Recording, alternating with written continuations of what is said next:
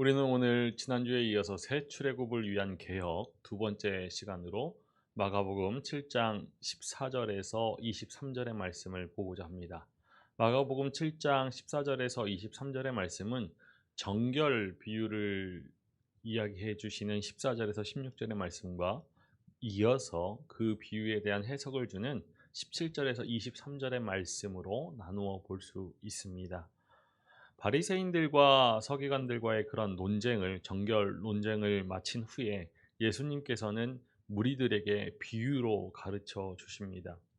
바리새인들과 서기관들, 그들은 예수님과의 마지막 진술 이후에 이러한 이야기에서, 오늘 그 사건 이야기에서 사라지게 되고, 대신 무리가 예수님과의 대화하는 대화의 상대로, 청자로 초대되지요. 우리 마가복음 7장 14절의 말씀을 읽어 보겠습니다. 무리를 다시 불러 이르시되 너희는 다 내 말을 듣고 깨달으라.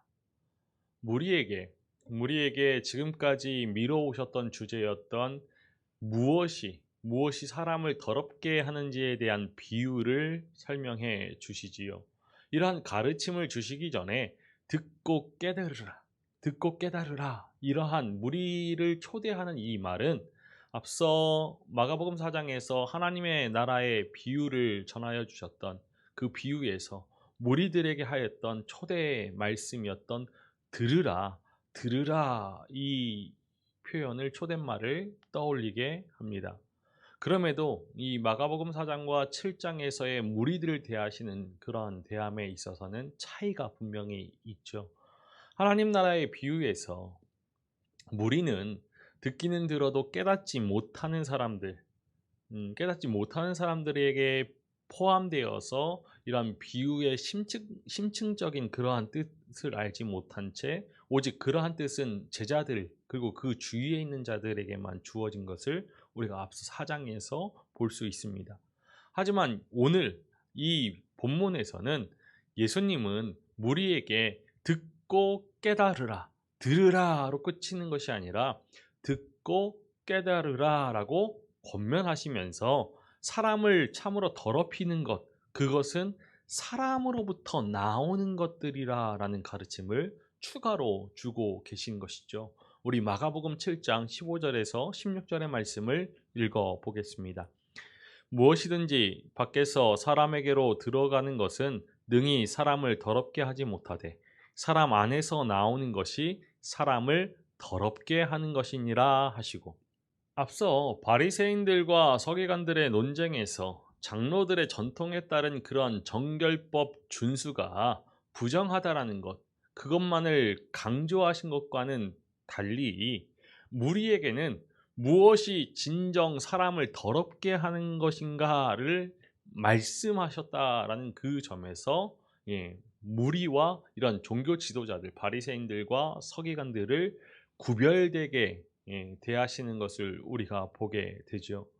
더불어서 예수님께서 제자들을 부르실 때 사용하였던 그 표현, 불러 이르시되, 가까이 부르시는 그 표현이 무리에게 처음으로 사용됩니다. 지금까지 무리들은 예수님 주위에 모였다가 흩어지는 이런 반복적인 모습들을 가지고 있었는데, 이제 이 무리가 이러한 이야기의 중반에 들어서면서부터는 예수님 가까이에 있는 제자들, 주위에 있는 사람들, 그런 내부 그룹에 포함될 수 있는 그러한 가능성을 가진 열린 집단으로 묘사되기 시작하는 것이죠. 이 무리들에게, 제자가 될 수 있는 가능성을 가진 이 무리들에게 주신 비유의 요지는 이렇습니다. 사람의 밖에서 안으로 들어가는 것이 아니라 사람의 안에서 밖으로 나아가는 것이 사람을 더럽게 한다는 것이죠.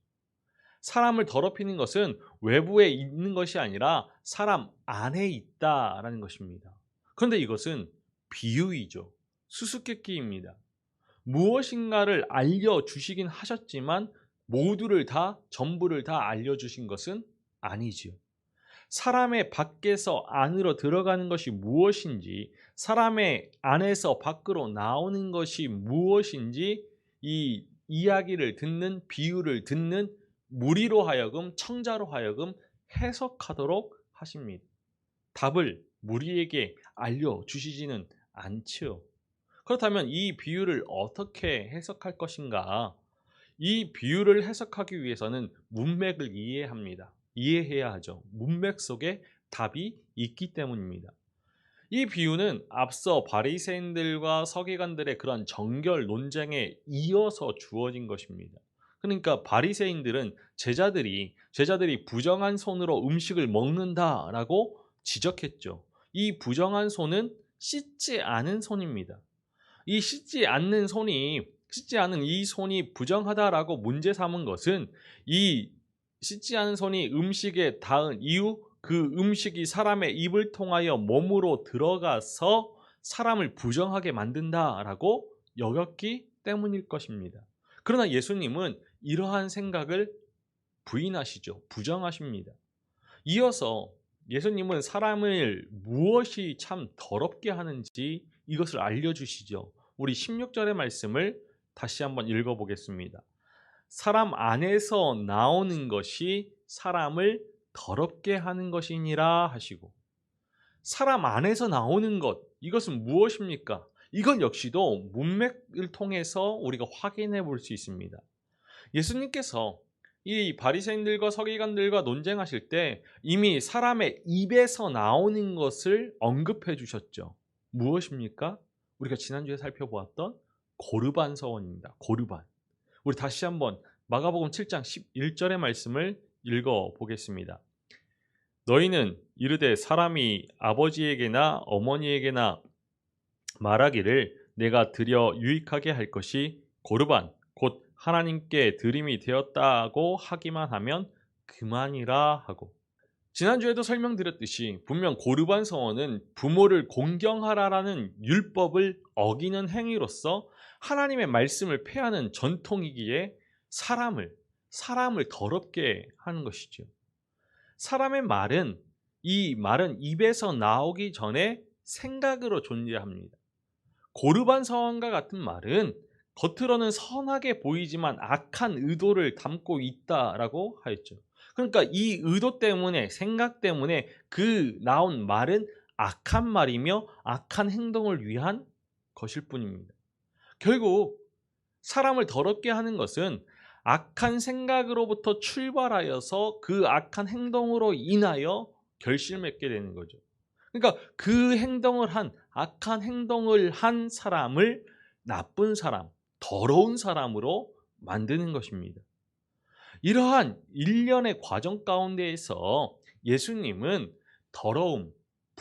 더러움을 윤리적으로 규정하십니다. 사람은 속으로 나쁜 생각을 한 결과 그 밖으로 나온 나쁜 생각이 나쁜 행동으로 맺음으로써 더러워진다는, 불결한 음식을 먹는다라고 해서 사람이 윤리적으로 나쁜 사람이 되는 것은 아닌 것입니다. 그렇지만 분명 이 더러움에는 제의적인 더러움, 부정과 위생적인 더러움이 있습니다. 예수님께서는 이러한 더러움의 가능성을 부정하셨을까?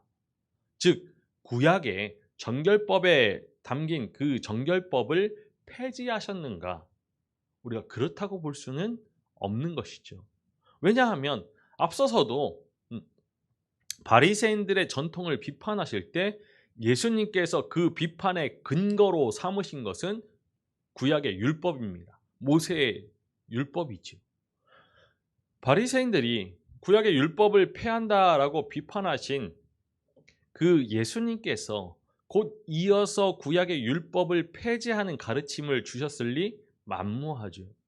그렇다면은 우리가 이 비유를 어떻게 이해할 것인가? 이것은 마가복음의 문제를 따라서 A가 아니라 B이다. 이것이 A일 뿐 아니라 B이다라는 뜻으로 A보다는 B를 강조하는 것으로 이해해야 합니다.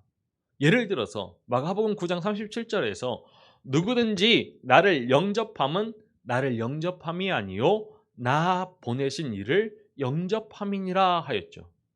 누구든지 나를 영접하면 나를 영접함이 아니요 나를 보내신 이를 영접함이니이다.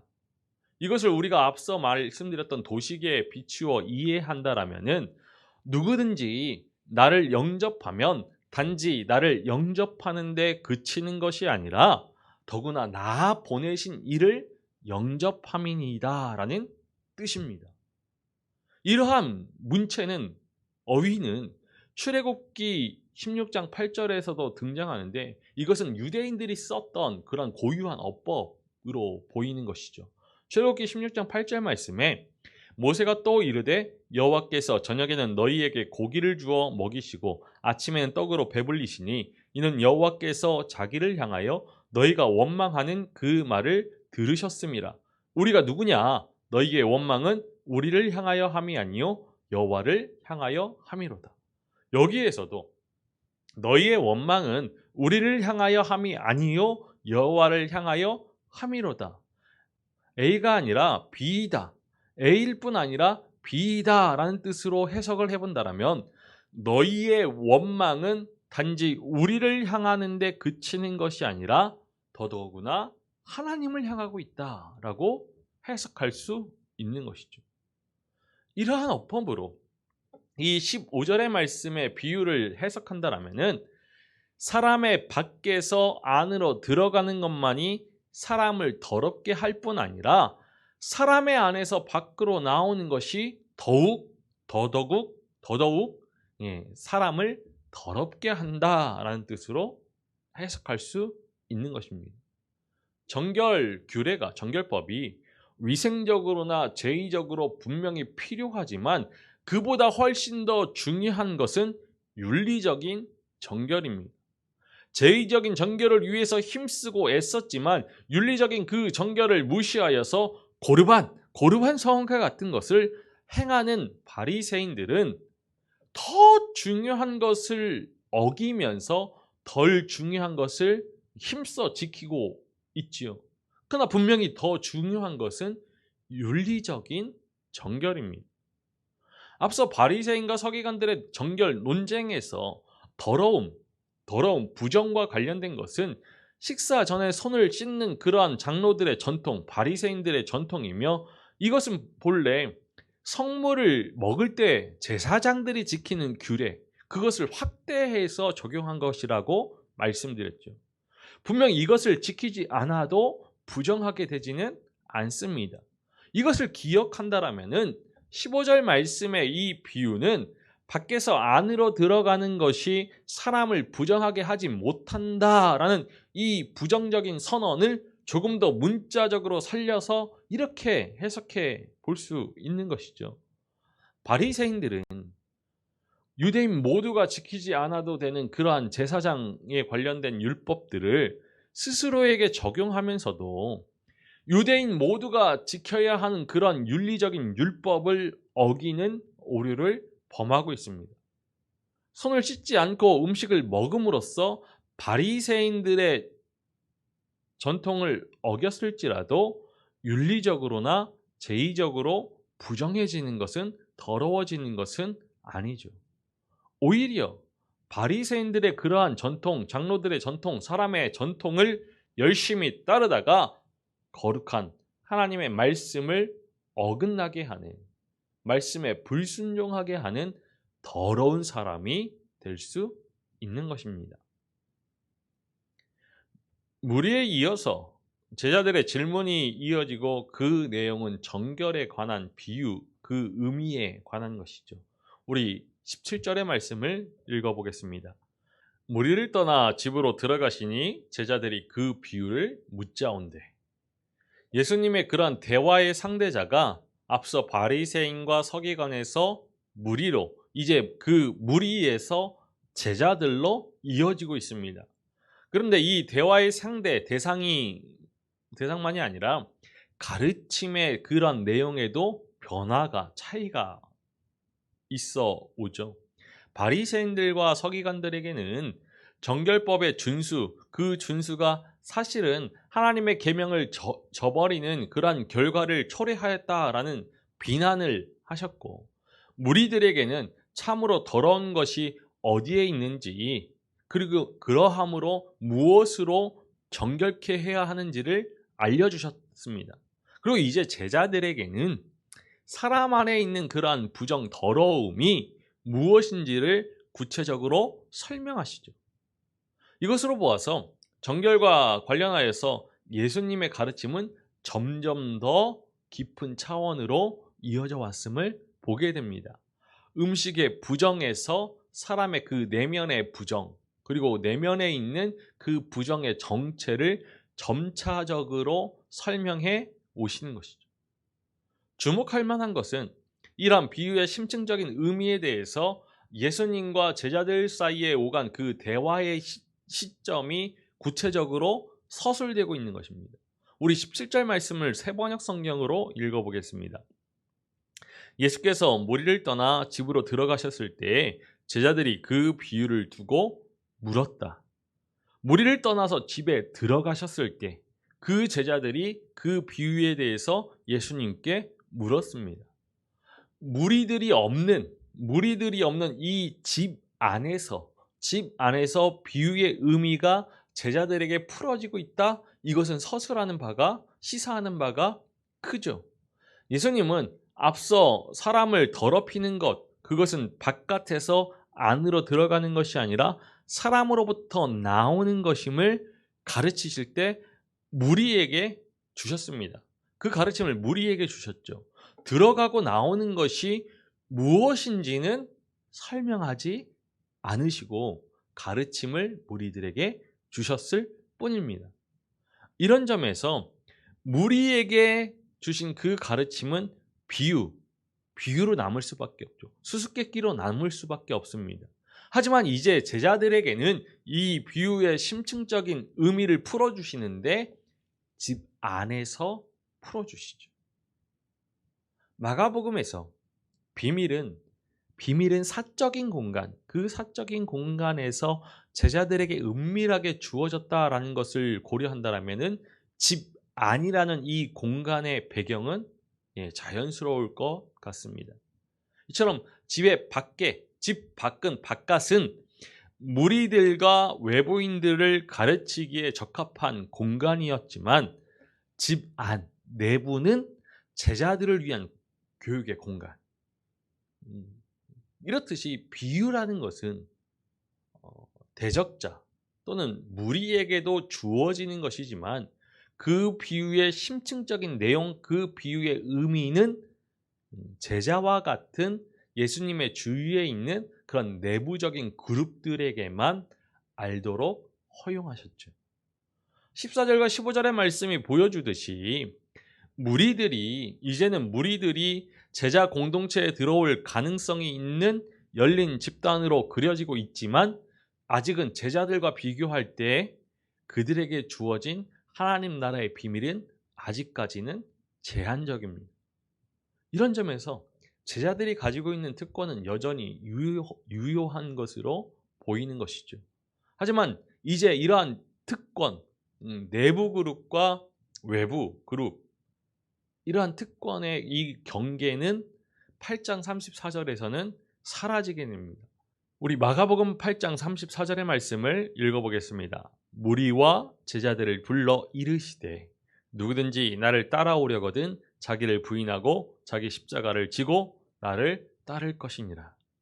이렇듯이 지금까지는 무리와 제자들 이 경계가 있었지만, 구분이 있었지만 앞으로는 무리와 제자들의 이 경계 구분은 사라지게 될 것입니다. 그럼에도 무리에게는 하고는 다르게 제자들에게는 이 책망의 어조를 가진 수사적인 질문으로 가르침을 시작하고 계십니다. 18절의 말씀을 읽어보겠습니다. 예수께서 이르시되 너희도 이렇게 깨달음이 없느냐? 무엇이든지 밖에서 들어가는 것이 능히 사람을 더럽게 하지 못함을 알지 못하느냐? 너희도 이렇게 깨달음이 없느냐? 알지 못하느냐? 이러한 수사적인 질문을 사용하신 것은 제자들이라면은 예수님과 함께하는 그들이라면은 비유가 가리키는 바를 듣고 볼 줄 알아야 한다라고 예수님은 기대하신 것일 것입니다. 예수님을 따르는 제자들이라면은 예수님께서 말씀하시고 있는 그것들을 통하여서 말씀하시고자 하신 바, 그 이유, 목적을 깨달아야 한다는 것이죠. 앞서 무리들에게는 그들이 깨닫도록 가르치셨지만 제자들은 깨닫지 못한다라고 책망하십니다. 깨닫지 못한다라는 것, 깨닫지 못함은 사실 바깥에 있는 사람들의 상태이죠. 그들의 모습이었습니다. 그런데 이제 제자들에게도 이런 깨닫지 못함, 이것이 적용되는 것이죠.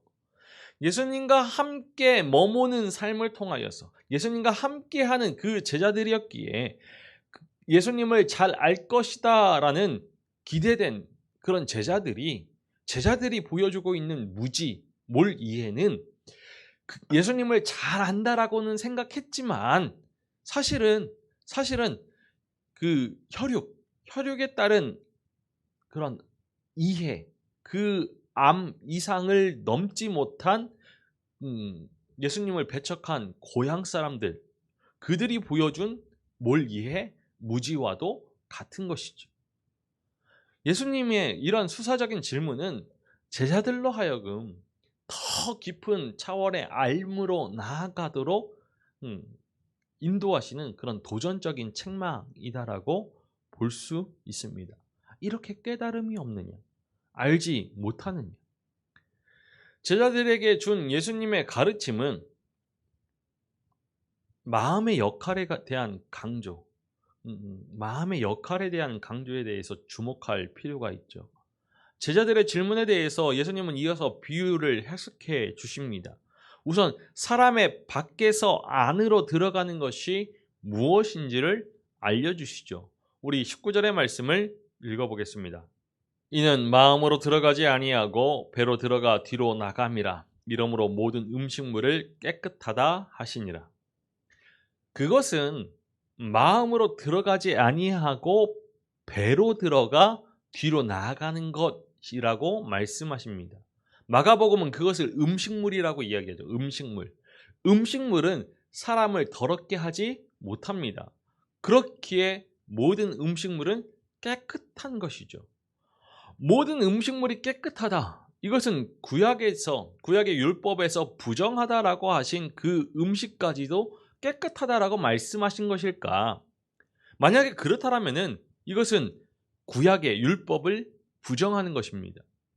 마가복음은 레위기 11장에서 말씀하고 있는 음식에 관한 법, 규례, 음식법이 예수님의 가르침에 의해서 폐지되었다라고 보는 것일까?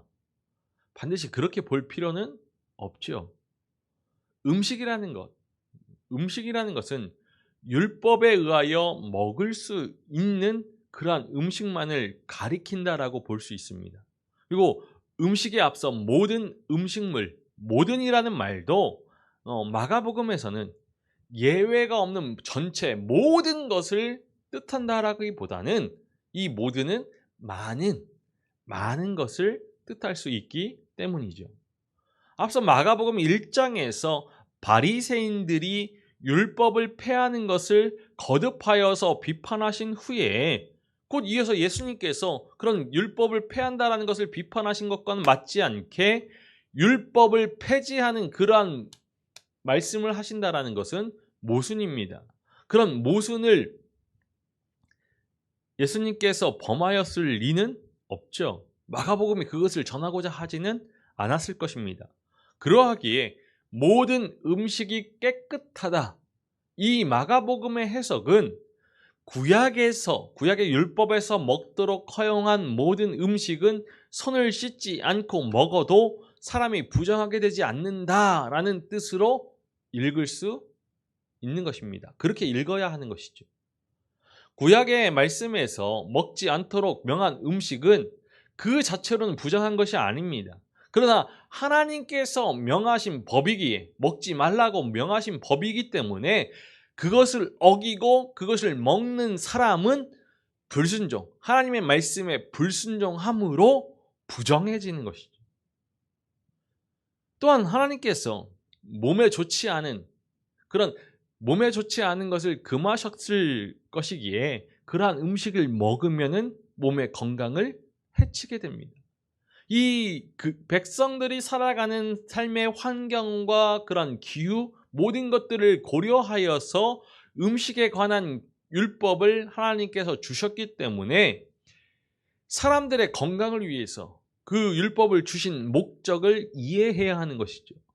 우리가 우리의 몸을 하나님의 거룩한 성전으로 여긴다라면은 구약 성경에서 주신 그 율법, 음식의 법을 따르면서 건강을 유지하는 것, 건강을 도모하는 것은 마땅히 행해야 할 도리입니다.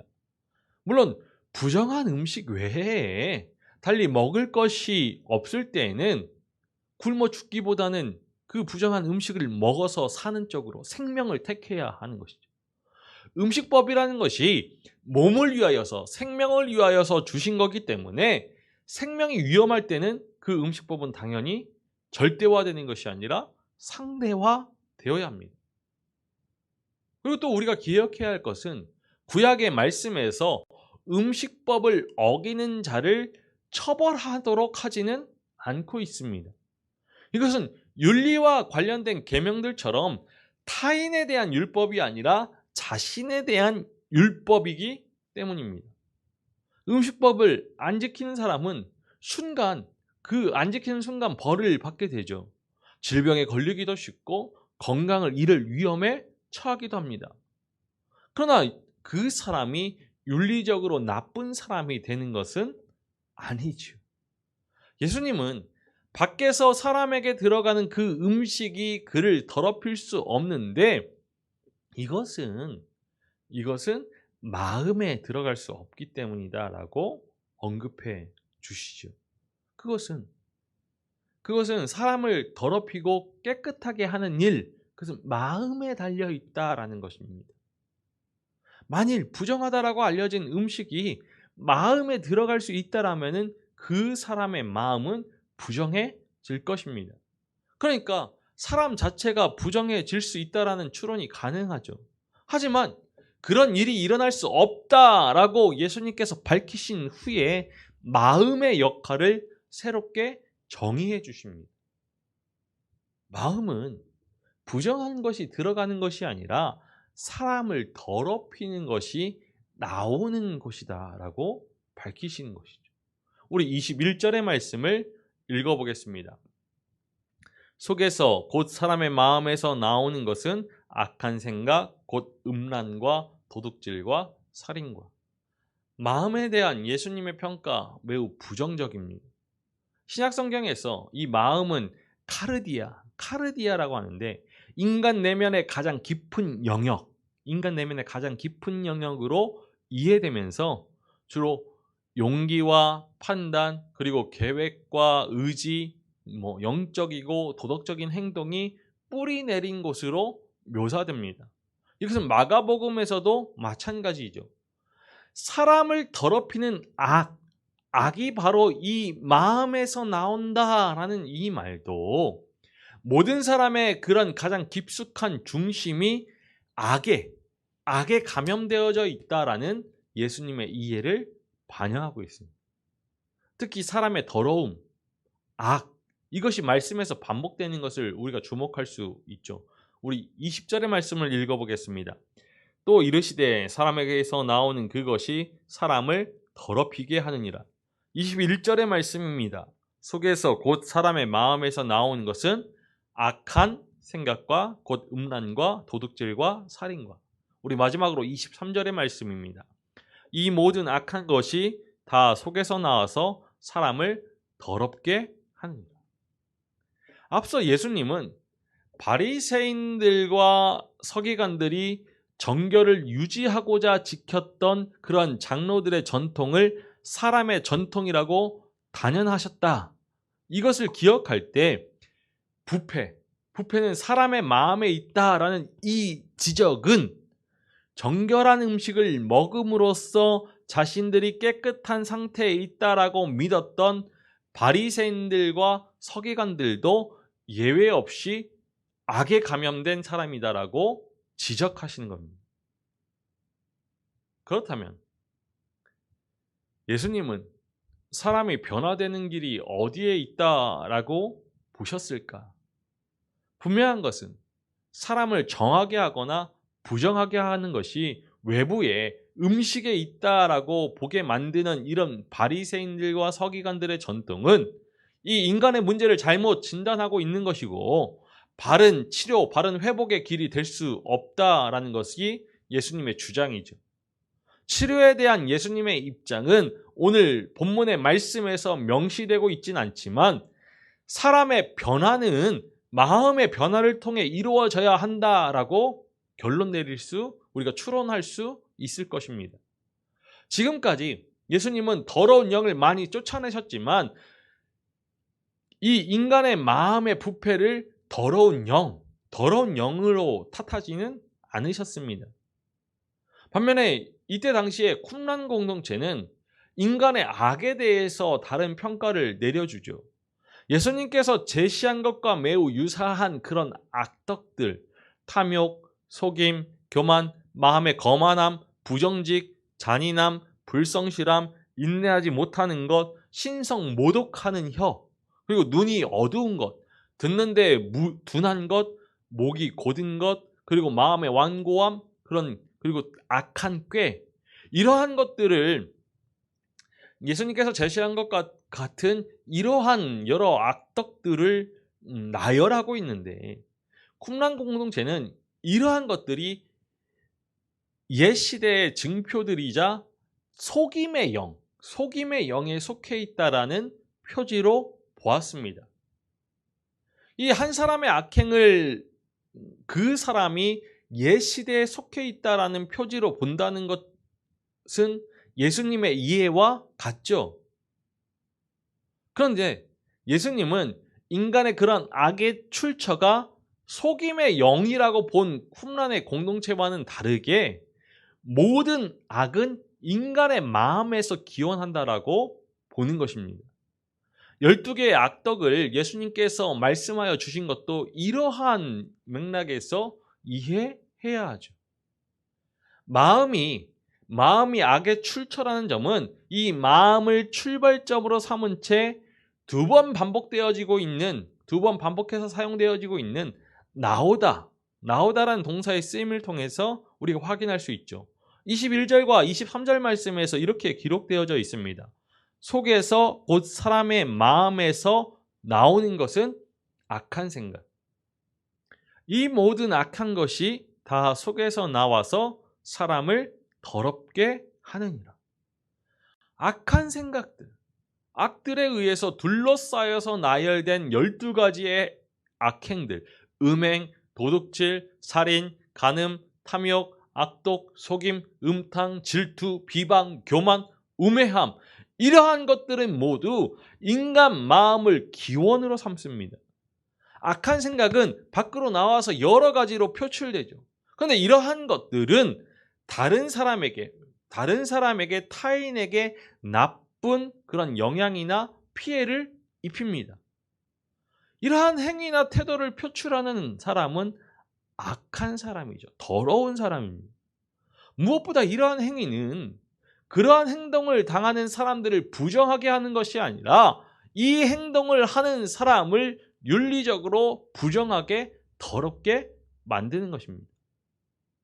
예수님의 하나님 나라 선포 사역을 고려한다라면 이 12개의 악덕을 열거하는 것은 무엇이 사람을 더럽게 하는지를 보여주는 단순한 서술이 아니라 이러한 악의 시대를 종결하고 이 땅의 종말론적인 정함을 가져오는 그리스도의 복음을 믿어서 이 마음의 부패로부터, 마음의 악한 것으로부터 구원을 받으라는 메시지입니다.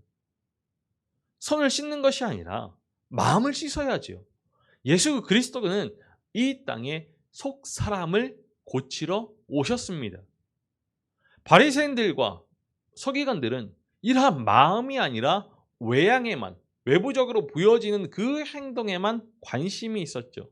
음식을 먹을 때마다 손을 씻고 시장에서 돌아오면은 물을 뿌리고 잔과 주발과 녹그릇을 씻는 것처럼 자기한테 익숙한 그런 종교의 행위로 신앙의 책임을 다한 양 착각해서 이러한 외식으로 보상을 기대하였습니다. 바리새인들이 새 출애굽의 도래를 위하여서 율법을 잘 지키는 거룩한 백성이 되기를 원하였죠. 그들은 제사장들이 지키는 그 율법을 지키면은 거룩한 백성이 되고 이스라엘의 제사장 나라로 회복될 것이라고 믿었습니다. 하지만 하나님께서 원하시는 거룩한 백성은 제사장처럼 사는 백성이 아니라 이방인들과는 다른 방식으로 사는 거룩한 백성입니다. 세상의 가치, 세상의 문화에 젖어드는 것이 아니라 하나님 나라의 가치와 사고, 지향으로 무장되어서 이 땅에서 새 출애굽하여서 제국에서 새 출애굽하여서 세상으로부터 벗어나서 하나님 나라의 삶을 살아가는 것이죠. 이방인들과는 다르게 세상과는 다르게 이웃을 사랑하고 이웃을 용서하면서 살아가는 것, 그것이 새 출애굽의 백성입니다. 율법을 폐하러 오신 것이 아니라 율법을 완성하러 오신 예수 그리스도께서 전하여 주시는 새 계명, 하나님을 사랑하고 이웃을 사랑하는 것, 이것이 하나님 나라의 백성 새 출애굽이 지향해야 할 가치이죠. 하나님의 용서를 받고 회복되어서 이스라엘의 회복과 새 출애굽을 경험할 수 있는 비결이 바로 여기에 있습니다. 이 새 출애굽을 위하여서 그 삶을 개혁해야 하는 것이죠. 옛 시대에 속한 그러한 삶이 아니라 새 시대, 새 출애굽의 시대에 맞는 삶을 살아야 하는 겁니다. 사람의 전통, 장로들의 전통을 지키기 위하여서 그 외식하는 것이 아니라 하나님께서 진정 원하시는 것이 무엇인지를 깨닫고서 그 마음을 정결케 하는 것. 그것이 바로 새 출애굽의 백성들이죠. 오늘날 우리도 예수 그리스도를 통하여서 임한 새 출애굽, 하나님 나라, 이 하나님 나라에 살아가기 위해서는 구별된 제사장들처럼 그렇게 살아가는 율법을 지향하는 것이 아니라 외식하는 것이 아니라 진정 하나님을 사랑하고 이웃을 사랑하는, 이웃을 위하여 존재하는 그런 선한 사마리아인과 같은 이웃이 되어야 하죠. 주님은, 예수 그리스도는 우리의 속 사람을 고치기 위해서, 치료하기 위해서, 회복시키기 위해서 오셨습니다. 손을 씻는 행위로, 이런 종교적인 행위로 다른 사람과 우리를 비교할 틈이 없죠. 밖에서 안으로 들어오는 것이 사람을 더럽히는 것이 아니라 안에서 밖으로 나오는 것이 사람을 더럽힙니다. 사람의 외모가 아니라 그 마음의 중심을 보시는 하나님 앞에서 우리가 어떻게 살아가야 할 것인가. 새 출애굽의 백성으로서 종교적인 행위에만 열심하고 몰두하는 것이 아니라 그런 외식적인 삶을 사는 것이 아니라 우리의 마음을 온전히 내어드리고 정결한 백성으로 마음의 중심을 온전히 주님께 내어드리고 그 마음의 중심에 예수 그리스도께서 자리하신 그 삶으로 날마다 사랑을 발현하고 사랑의 삶을 통하여서 하나님의 나라를 증거하는 백성으로 살아야죠. 세상은 서로를 시기하고 질투하고 미워하고 비방하지만 우리는 하나님을 사랑하듯이 이웃을 사랑하는 그 사랑함을 통하여서 우리 안에 하나님이 계심을, 우리가 하나님 나라를 살아가는 사랑의 백성임을 나타내어야 하는 것입니다. 우리는 스스로 마음을 살펴야죠.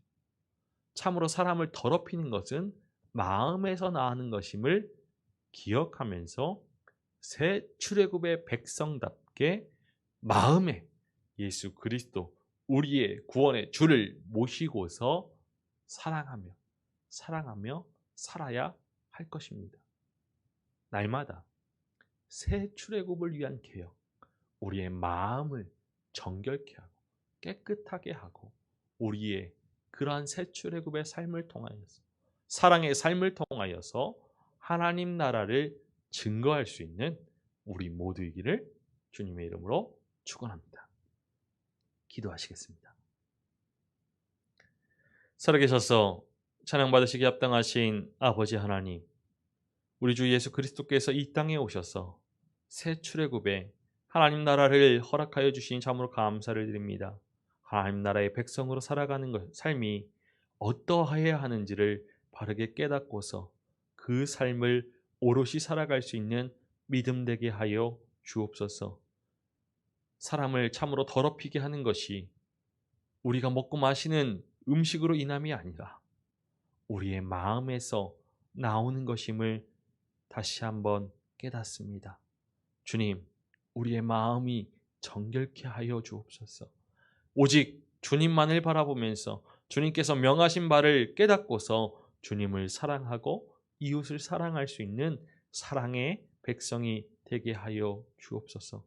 날마다 날마다 우리의 입술에 사랑의 말을 담고 우리의 손에 사랑을 담아서 우리의 이웃들을 사랑하고 섬기며 돌보면서 우리 안에 허락하신 하나님의 나라를, 사랑의 그 나라를 증거할 수 있는 우리 모두 되게 하여 주옵소서. 주님, 우리의 마음을 날마다 새롭게 하여 주옵소서. 새 영을 부어주시고 새 마음을 허락하여 주셔서 주님을 믿고 따르는, 주님을 사랑하는 진정한 주님의 자녀 되게 하여 주옵소서. 감사를 드리며 우리 주 예수 그리스도의 이름으로 기도합나이다. 아멘.